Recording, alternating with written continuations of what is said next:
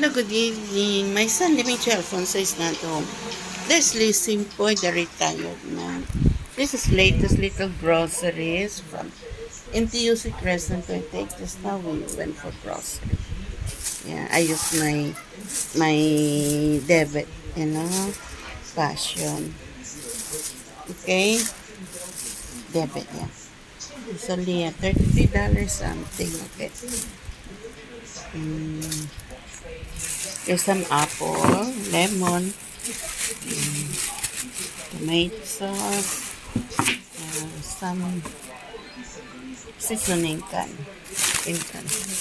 Some bread, rolls, carrots, ginger, vegetable. Okay, and then there's some chicken here and ham. Okay. Enjoy, folks. This latest little groceries at on Blackford, the road of Singapore. Mm, enjoy. May son ni Alfonso go work. Okay. Just listen to the reply. Enjoy, folks. At on Blackford, the road of Enjoy.